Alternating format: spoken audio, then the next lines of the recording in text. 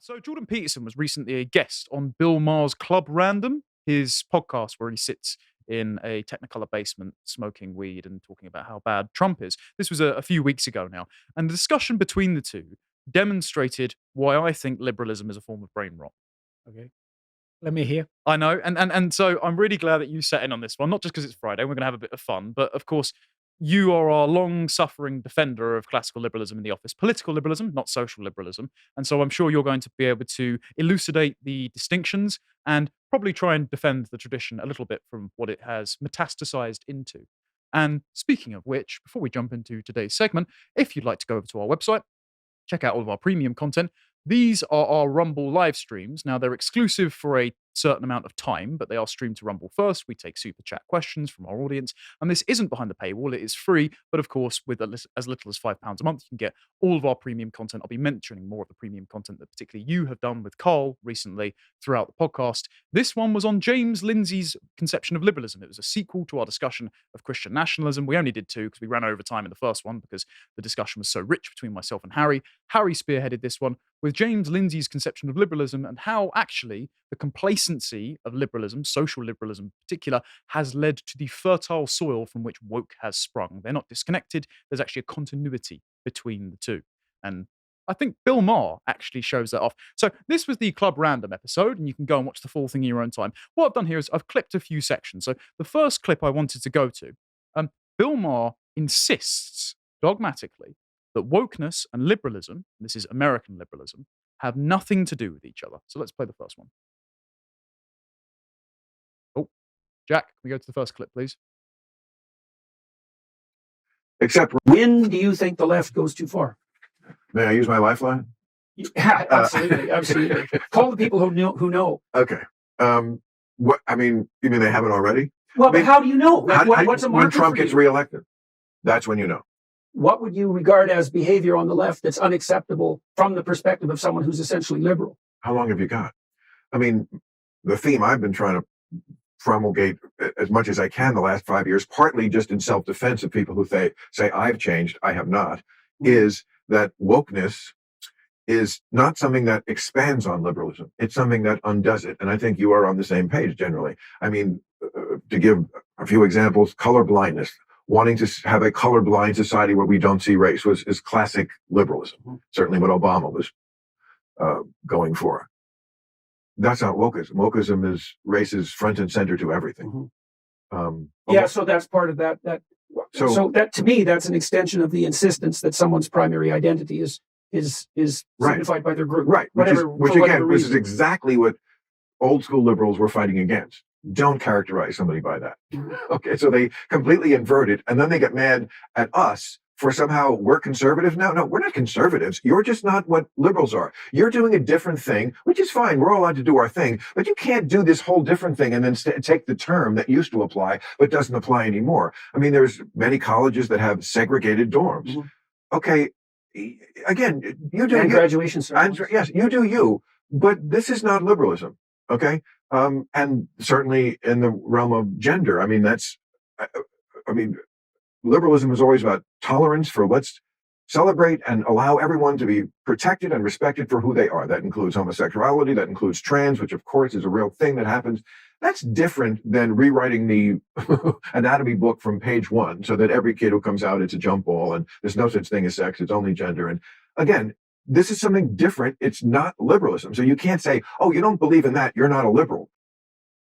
So, during this conversation, he keeps bringing up Trump. He brought up Trump in there as the only example of when the left goes too far. So his example of when the left goes too far, as you can see, was when liberalism loses, it's shown to go too far, which implies that there's not too much of an overreach that his version of liberalism can do. He then also later on talks about how he studied the Bible in college, but, quote, he knew he was going to become a comedian, so he barely paid attention. And he doesn't understand how Peterson, quote, sees all the lessons in this, and he just read it as some stupid effing stories from the Bronze Age. So it seems that his version of liberalism is very disconnected from the Christian tradition that gave birth to it in America, particularly. But what did you think about what he said there? Do you think liberalism has any connection to wokeness? So I think I will surprise you now. Go on. I'm ready, Stelios. I'm First bracing of all, myself. let me start with something with a very negative comment. Is it about his not shirt? about you. It's really about ugly. Bill Maher. I'm just saying, I just never understood what's the magic of him.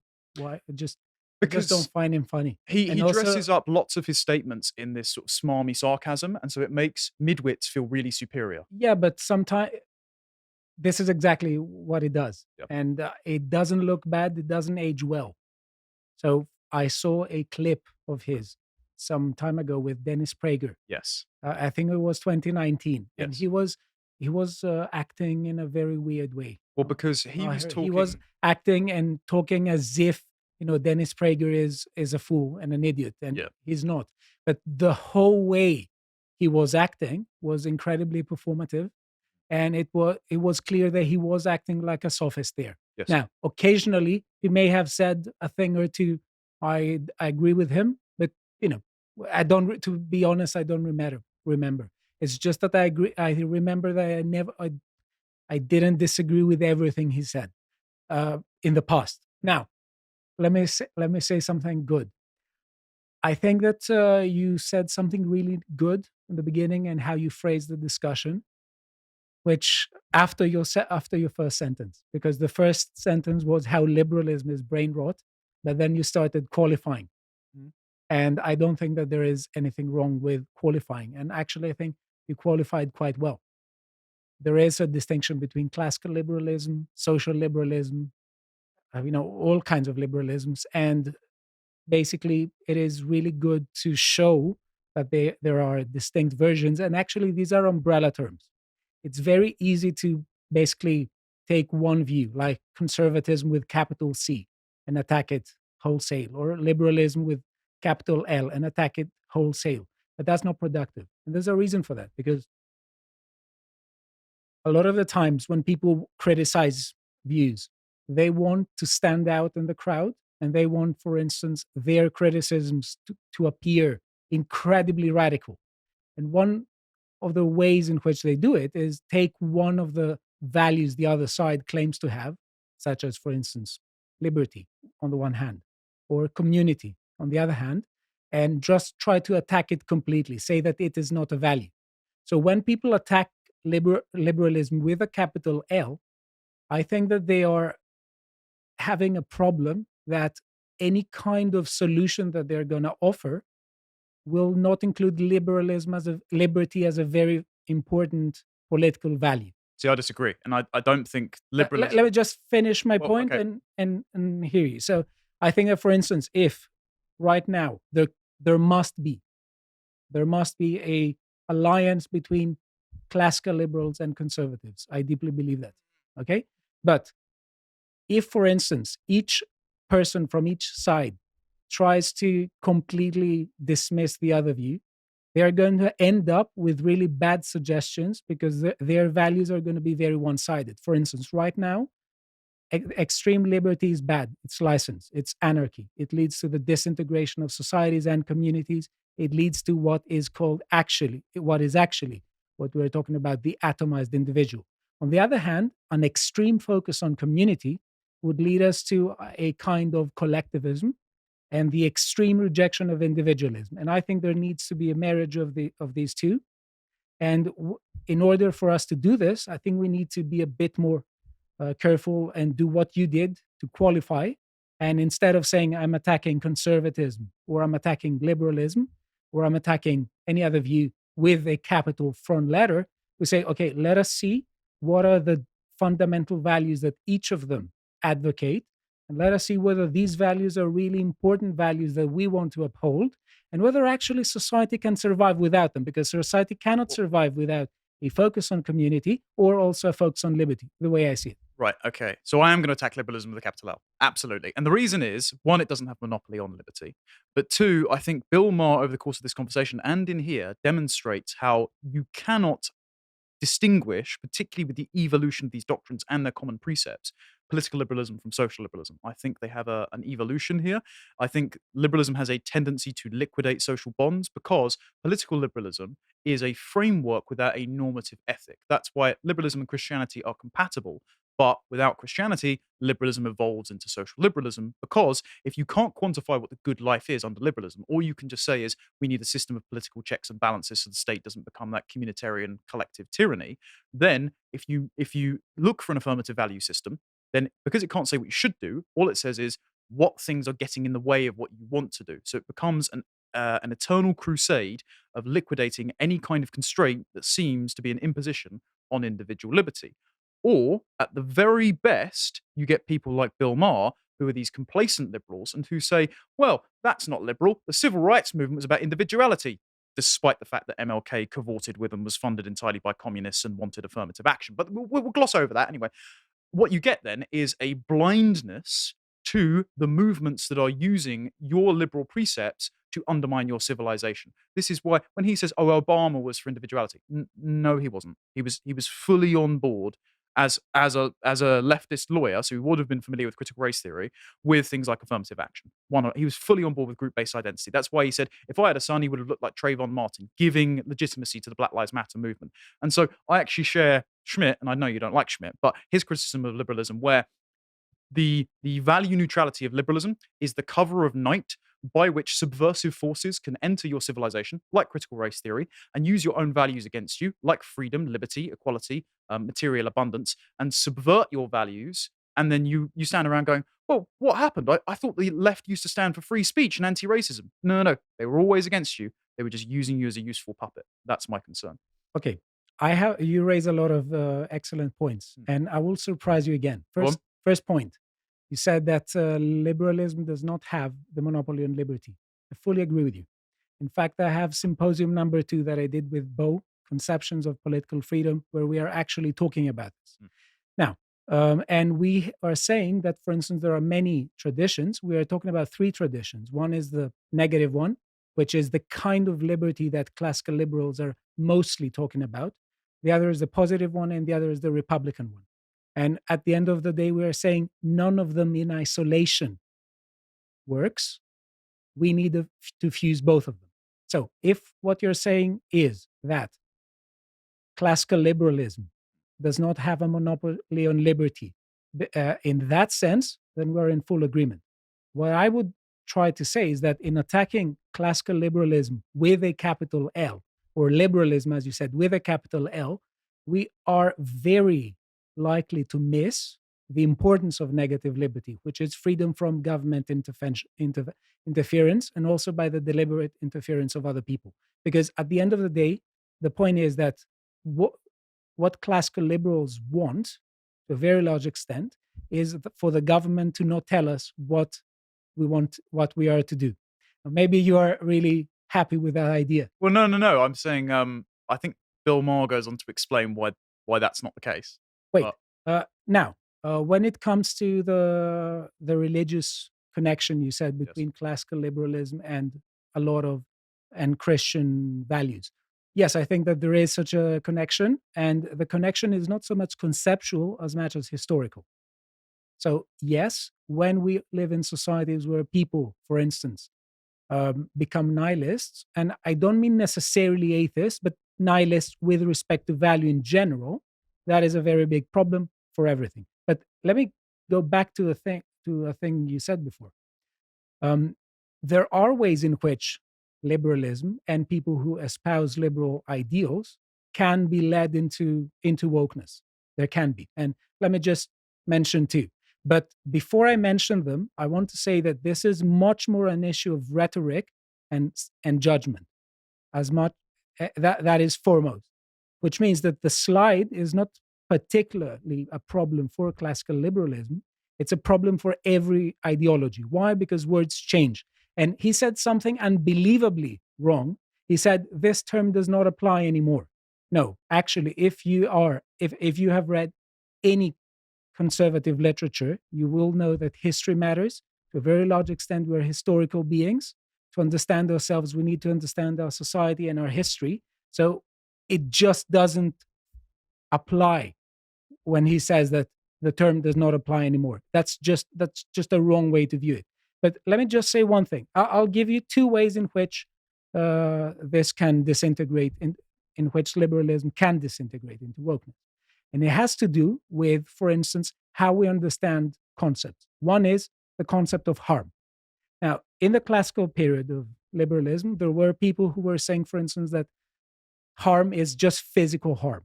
Then at some point with Mill, people started saying that there is such a thing as psychological harm. And I think we both agree that there is, because, for instance, we are saying things regularly that when we have, for instance, children who are exposed to particular kinds of events, this is psychologically harmful. But the question comes there with interpretations of harm. So when people come and say, for instance, that it's incredibly, they see harm everywhere, they can be claiming that actually they are espousing Mill's classically liberal harm principle, but they are applying it in a way that shows that they have zero connection or zero respect for the idea of negative liberty. That is why we have a kind of wokeness that tolerates zero disagreement and actually wants to tell us how to live. It has a code of ethics that they want to enforce upon us. And Right. this is not classically liberal. So I'm glad you brought up Mill, because going into the next Maher clip, just because I'm wary of time, Mill was actually a defender of liberal imperialism in order to spread values outwards. And my contention with this, we've spoken off air about this before, is that how liberalism positions itself in the evolution of philosophy is that this is the apotheosis of how to have negative liberty, and it is the culmination of the Enlightenment. It's the dominant philosophy that came out of it. We live in the liberal paradigm. And so because it cedes to itself that moral legitimacy as being the kind of end of history ideology, therefore, why should we not roll it out everywhere? And Bill Maher, despite saying, well, this isn't liberalism, woke isn't liberalism, it's nothing to do with it, it's basically imperialist, then goes on in this next clip to talk exactly about why he himself is an Look, I've imperialist. taken my lumps, especially after 9/11, talking, I think, honestly about the problem. The same thing Sam Harris has identified so beautifully, that there is a unique problem with the religion, whatever religion it is at any time in history, that is the most fundamentalist. And at this time in our history, that is Islam. Well, might be woke liberalism. Hey, man, it's a toss-up. No, well, that is a religion too. Yes. Yeah. But it also might be which religion is being gamed most effectively at any given moment by the psychopaths. Right. But if I draw a mean cartoon of AOC, I'm not going to get killed. Yeah. But if I draw the wrong cartoon in the other religion, I will. Yes, So, that's not a good thing. So I'm generally going to speaking. make that important to me, like which one could really kill me. But things, I really feel like things have changed a lot. I haven't talked about this issue in a long time. They have changed. Because, terrorism hasn't really been in the headlines, and yeah, well, the Abraham Accords were a big step forward too, man. They were a big step forward. And things change, I thought it was just amused me. There was I think, must be in Minnesota, I think, where there's a large Muslim population. I forget the city, but the liberals, they were very proud of themselves that they elected a majority Muslim school board, which then during Pride Month refused to do the Pride flag thing. And they were like, oh, and that's always the conundrum liberals have found themselves in, which I always ridiculed, and of course they hated me for it, that how can you be liberal? And because they're a minority or a different religion or their skin is brown, support them in the most illiberal actions, just the way the women with really, we're putting a fucking tarp over a woman's head. And this is not like job one on your woke agenda would be to get the fucking, it's like what they put on a prisoner, when we're kidnapping you. That's not job one, to get that off every woman's head in the world. That would be mine. If I was like, okay, welcome to the meeting of liberals and wokesters, and we are the social justice warriors, and we must establish social justice wherever it's being violated. That would be very high on my meeting agenda. Right. You'd go for the countries where I would there's go for real that oppression. specific act. Just justified global liberal imperialism based on the precepts of these people are illiberal, therefore it's the MLK quote from Letters from Birmingham Jail: an affront to justice anywhere is an affront to justice everywhere. Yes, but. Go on. Okay, there is a but here. Go on. I like buts, Elias. Same. That's going on the out of context. Yeah, definitely. There we go. Anyway, continue. I wish we... Sorry, okay. Now, this is one way in which this can eventuate. But I really disagree with... What I see here is a kind of weird game with words. Because he says, how can these people are claim to be liberal and support these mostly illiberal activities. And actually, this means that he has actually fallen for the rhetorical game. He has fallen for the rhetorical attempt by illiberal people to incorporate the name liberty for their agenda. Why? Because post-Cold War, the term liberty has become a symbol. Now, yes, most people understand it in a very uncritical and wrong fashion, but it has assumed the status of a symbol. And that is why we have woke people and people from all over the place who want to claim the name liberty for themselves, despite the fact that they have nothing to do with it. Now, with what you're saying before about the Enlightenment, this is one way to view the Enlightenment, and I think that also it's a bit wrong to use a sort of quasi-Marxist language where we are talking about, for instance, classical liberalism cedes itself the moral authority. I think that it's people at the end of the day. And we shouldn't try and give agency to ideas, to conceptual systems. But the ideas are posited by people, and this is Yes. part of my criticism. That is why it's better to say people who claim at this time and place to be liberals have said this. And the problem is that when they claim moral authority and they use a particular kind of rhetoric, this is a pervasive feature across the board. Because at the end of the day, I do think that that political realism is an indispensable tool in explaining things. We have people who want to use power and they use rhetoric to sugarcoat it. So it stands to reason that many people who have nothing to do with respecting liberty will say, how am I going to give an air of legitimacy in my attempt to exercise domination upon all other people? I will say that I'm doing it in favor of their symbols. Yeah, but I don't think that. So hang on, but we're running out of time. Though. Just one thing: look behind the rhetoric and know what they're doing, and the same rhetoric a different rhetoric could be used for the same purpose, to actually enforce to those who disagree with you their view. But I think the justification for the imperialism is to create the prerequisite conditions to express liberty by removing any and all perceived barriers to that, including a head covering, even if a woman would want to wear it. I, by the way, think that religion is barbarous and backwards, but I also don't want to invade every country around the world practicing it. You could use it, and you could use all other political positions to do that. But you could give arguments in favor of imperialism because you want to secure some values. So it depends on the value. If you say people who value community, for instance, I'm going to justify imperialism because of I'm going to enforce the community in the way I have it in mind. Oh yeah, but currently we don't have that as the value. We have the liberal conception of liberty as and that's why they've been able to subvert the paradigm. That's what I'm saying. It's like if we had another dominant paradigm, I'd be critiquing that paradigm, but we don't. And funnily enough, I think the inability to articulate a normative moral value structure within political liberalism is why personalities become politics. And so we go on to this one. I just wanted to contrast these next two clips, and that is that Jordan Peterson talks about the dark tetrad, right? That's behind wokeness. It's Machiavellianism, sadism, psychopathy, and narcissism. Josh and I have spoken about the dark triad before in relation to why women love serial killers in a Contemplations. So let's just watch these guys talk about that. When you got sick, I feel like there's a little team. we don't all agree on everything, but we all kind of agree on that there's a thing called sanity, and there's a certain amount of stuff that lands in it and certain stuff that lands out. And we don't have to agree. We kind of like the fact that we don't have to agree on everything, but well, you don't learn otherwise, do you? We don't learn, but in general, we don't have that many things to disagree on. So yeah, I agree.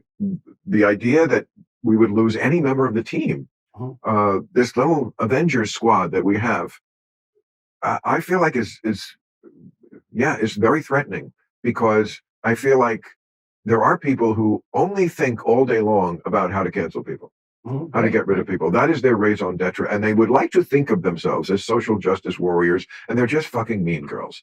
It's not about the worrying, and it's not about the social, and it's not about the justice nearly as much as it is about, I got this scalp on my wall. And that's the sadism part. That's right. You bet. I found somebody who's less morally aware than me and my friends, because they didn't get the memo about Latinx. We say Latinx now. Oh, shut up, fetch girl. Yeah. I like the Mean Girls reference. You see, when there isn't an audience in front of him, that he makes more sense than usual. Yes. And it's funny that he makes that amount of sense. Basically, almost verbatim quoting Jonathan Haidt, right? Of where he's saying the moral foundations of the people in a vacuum of normative values are the things which unconsciously drive you. So if you're just permanently wedded to the value of equality, then that becomes the gravitational force around which all of your politics swim. He can say all that, very insightful. And then Bill Maher demonstrates himself to be one of those exact mean girls who is resentful of other people's successes and gets super defensive and insults Jordan Peterson without even knowing it, and demonstrates exactly why the American liberals on the Democrat side are as awful as they are, and as he was awful to Dennis Prager, as you've elucidated. So just wanted to play this one. Except relationships.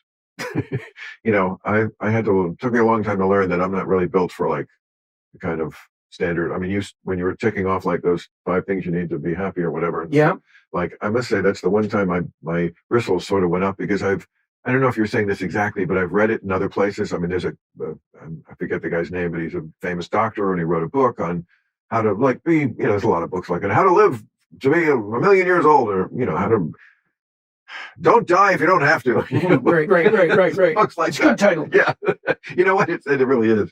And one of his things was, he had like 40 things you're supposed to do, and I agreed with most of them. Obviously stay in shape, and, don't eat sugar, and one of them was be married. And I was like, for you, it bothers the unmarried. And there's actually, I think, probably now more of us than married now in America. I think that we tipped over that point a few years ago. I think singles are the majority. Just that idea that, well, you're this doctor, you're supposed to be really smart. A lot of what you say is smart, but you don't get that that's like a personal thing. And, I hate to put it this way, but sometimes when somebody gets cancer and they're like, I couldn't have gotten through it without my wife, or I couldn't have gotten through it without my husband. And I always want to say, yeah, maybe they gave it to you. Yeah, well, relationships can be definitely... Yes, the stress of one I'm talking about, of course. And it's funny, though, because how much of it do you think is the stress of relationship, and how much of it do you think is the difficulty of maintaining a relationship through the stresses of life? Right? No, because A, not B. Not life. Life is not the problem. It's the relationship itself. It's the monotony. I mean, again, people are different. Like some people, they love that. I know guys who like, they cannot wake up alone. And that's not me.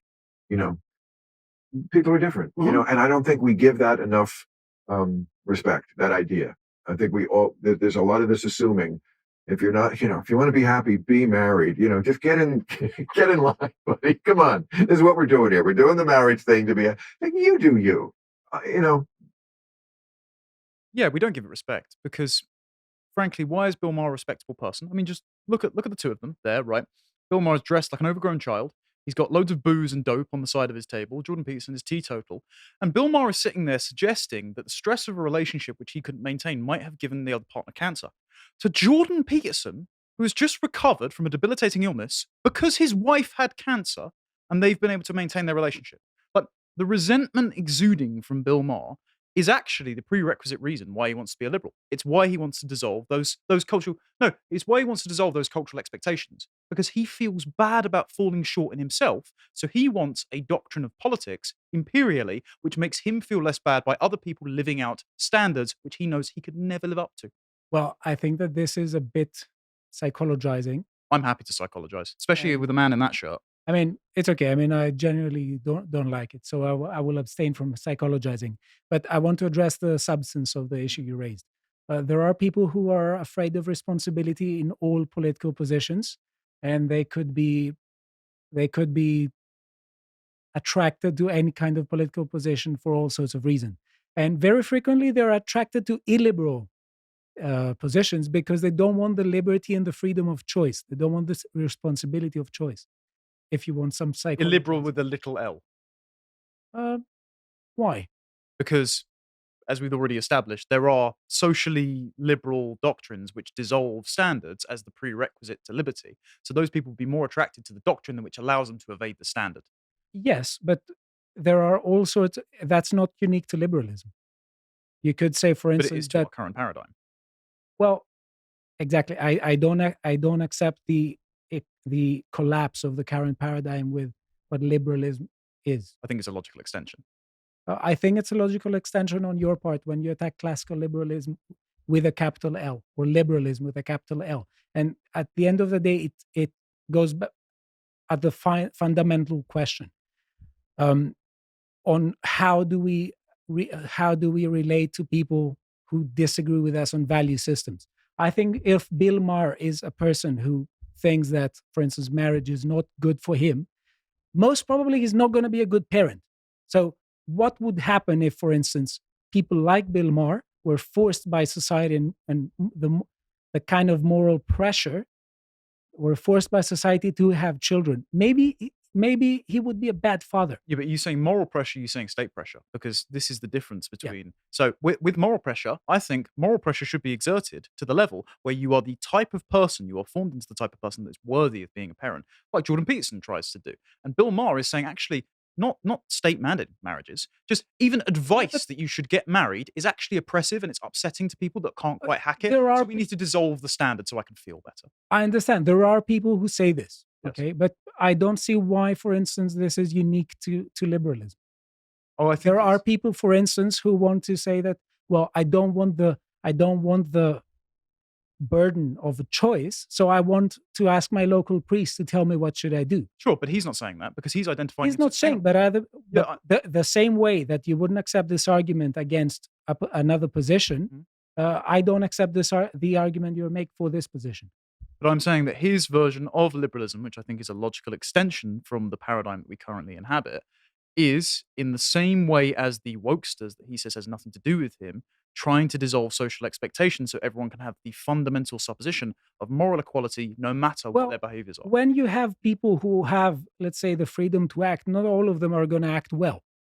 But the same applies for, let's say, if you had a completely tyrannical regime, you would still have a person who would call the shots on everything. But I'm not. That person is almost guaranteed. But you keep moving into state power. I'm liberty. not talking about state power. I'm talking about cultural pressure. And he's saying I want to dissolve cultural pressure as well. Yes. And the reason I'm doing that is because we are doing a category error here. Because I think that political liberalism is supposed to be a doctrine that has to do with the relation between the state and the governed.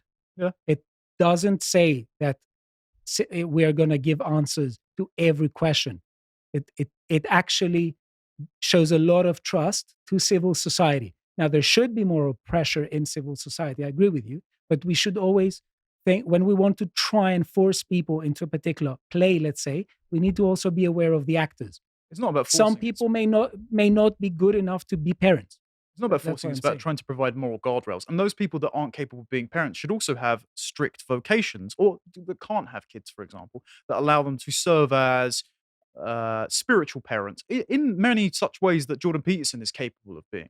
So like a father figure to multiple men that he hasn't directly fathered himself. And Bill Maher is happy to tear asunder all of those social expectations, which would allow people to do that. Well, I mean, I don't understand how this is an attack against liberalism, because we're debating. Because the paradigm is the logical extension of it. Yeah, but that is posing a kind of necessity in things that I just think is unsupported. No, it's just an observation of how it's evolved, I think. And so you cannot justify claims about necessity and universality by just observation.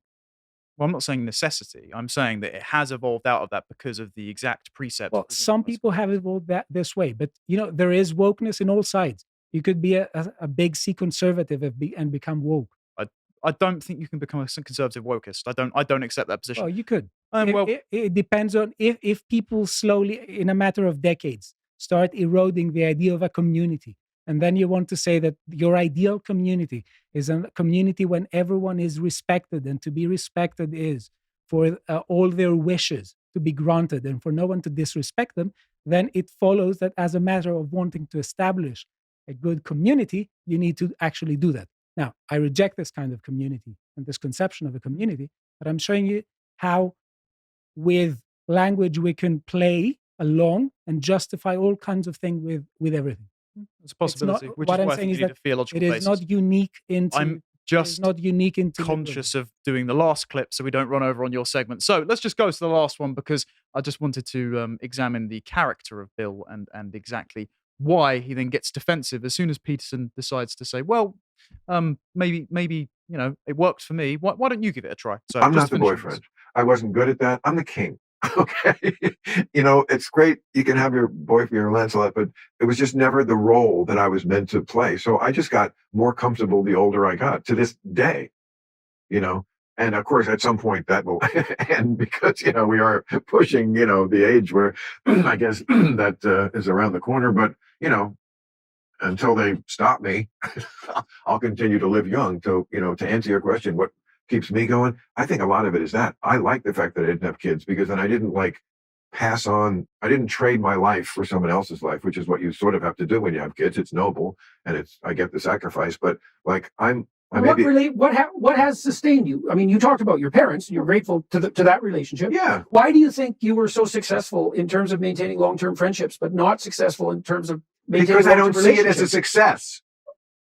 Right, but you do see having the friends as a... Just the way the question is phrased. Yeah, okay. You are not successful at keeping long-term relationships. Yeah, I threw the game, okay, Doc? I didn't want to be successful. I took a dive in the third round. Yeah. Right, but it's curious to me but that isn't the case on the friendship front. But it's so different. Friendships, you don't get tired of the sex. I still love hanging out with Jim Balley, and we never, ever expect sex. Ever. Not once in 45 years. And so there's just not that dimension to it that is always hanging over the head, like the sword of Damocles over relationships. The clock's always ticking on them for when the passion runs out. And that's the dilemma everybody finds themselves in. Everybody finds themselves in it. It's just how people handle it. Some people cheat. Some people leave. Some people don't care. Some people just suck it up. Everybody has their way of dealing with it, but it's going to happen. No one who's in a long-term relationship is going to say, oh yeah, 20 years on and we still attack each other when we walk in the door. It's just, come on. That's true in my case. You still attack each other? Yeah. Yeah, okay. I know it makes an ugly We just picture. played Stump the Band. You got me. Sorry, man. You got me. Sorry. You win. Yeah. Dinner at Pepe's. Yeah, thank you. Wow, that's very impressive. It's really better man than I. I think that's probably the best bit to end on. Better men than Bill, because Bill is very willing to project his personal insecurities and get very defensive as soon as someone else paints a happier and healthier picture of life. Let me just say two quick things. Yep. I think, first of all, what he said is completely wrong, because you still have friendships could still end up badly. So when he talked about friendship is not a double-edged sword, but marriages are, this is completely wrong on his part. But also, I want to say that it's fine to not want to have children, but it's quite another thing to try and actually make a virtue out of it and try to preach the whole message to everyone that they shouldn't. And I find that repugnant. Yeah, and I agree. But I think the extension of his version of liberalism, where autonomy is all that matters, well, I think the only note I'd like to end on is perhaps if liberal individualism is your sole value, then it might be able to liquidate everything that's meaningful, and it just ends up with loneliness. So you might need a little bit more wholesome heart at the center of your politics, and that's what Peterson represented. So thank you for watching that segment from the podcast Lotus Eaters. If you enjoyed, why not visit our website, where you can get the podcast live, uncensored, in full, and for free from 1 o'clock UK time every weekday. And while you're there, for as little as £5 a month, you can watch all of our premium content. For example, Stelios's philosophical series Symposium, where in this latest episode, he and my colleague Josh discuss the merits of spirited disagreement. And if you'd like to follow what Stelios is putting out, you can follow him on Twitter at @panayitu90st and the rest of us over at @lotuseaters_com. Until next time, goodbye.